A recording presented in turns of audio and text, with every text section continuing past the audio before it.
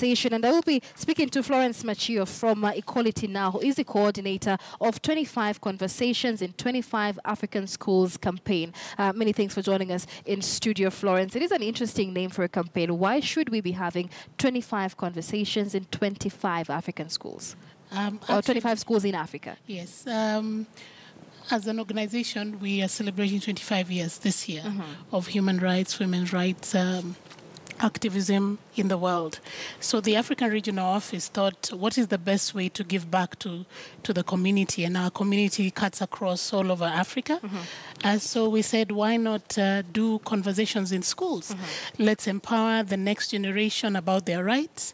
And that's how the idea of 25 Conversations started. But I can tell you that when we went to schools, our plan was not to get the kind of messages that you're seeing. Our plan was just to inform the young girls and a few young boys what their rights are around the 4 areas that we work in, which is ending sexual violence, ending FGM, ending sex trafficking, and ending child marriage, which are violations on children. And when we say children, we mean anybody below 18 years of age. Yes. And we've seen that clip there of what the children had to say. Of course, we had to put it in writing because we have to protect the identities of the children. And you're holding quite a few placards of what they had to say. What really came out of this campaign?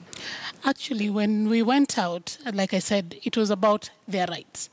And then we gave them an opportunity to ask questions, like you would do every time you talk to somebody.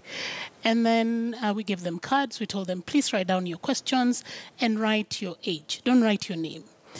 And to our shock and heartbreak, the statements that came out from the children were very heart-wrenching.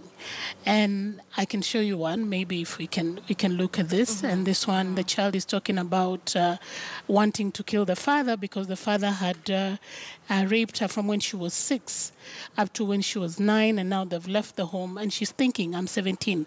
What does the law allow me? Does the law allow me to kill my father? There's another one who says she was raped by a family member, and the family decided we should keep quiet. What should she do? So the questions that they started asking us, including, this other one, I was raped by my biological father, made us to sit back and wonder, what is really going on? Children are supposed to be safe at home. It's supposed to be the safest place for you, yet this is happening at home. So you can envision a 12-year-old raped by the father. Where is this child supposed to go for help? So while it was a campaign to highlight human rights issues, this is what it came back. And it showed us the disconnect between the law and the children in terms of accessing justice. All right. And of course, we do not have a shortage of laws in terms of protecting children. The Article 53 of Kenya's Constitution affirms the right of protecting the child against abuse and, other forms of violence. Kenya is also signatory to other conventions like the Africa Charter on the Rights and Welfare of the Child, the Convention on the Rights of the Child. So what seems to be the issue here? It's not a problem or a shortage of laws. Where is the gap? We certainly don't have a problem with the laws.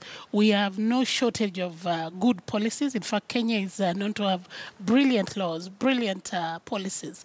What is not happening is the translation of those laws into services and structures that then benefit children in this case. So we have not put our money where our laws are, if I might just phrase that way.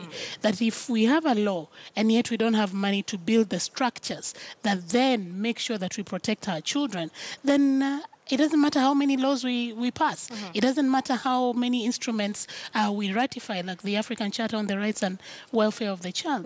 Because our principal work as a country is to protect our children.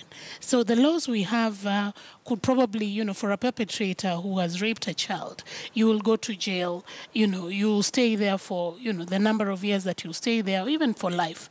But there's nothing that then covers the victim, who in this case is a child. There is no psychological help. There is no way you can connect a 12-year-old to the services available.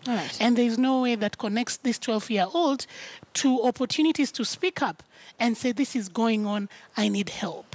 And if I can just pick one card. This is a girl whose father, the father raped the house girl. The father raped the house girl. Then the mother decided this is something we're going to keep quiet. And now she's 17. The house girl was only 19. Now, then she says in the card, I am afraid. I am very insecure. I am looking at my father in a different light because he might try the same thing. Now, this is the child we need to be protecting. This is the child who we need to listen to and say, okay, fine, she's insecure. How best can we arrest her from or remove her from this space and give her the security that she deserves? All right, we'll be coming back with this conversation. Florence Machio is the coordinator of the 25 Conversations in 25 Schools in Africa, an initiative for protecting the African child. Do stay with us. This is a KTN.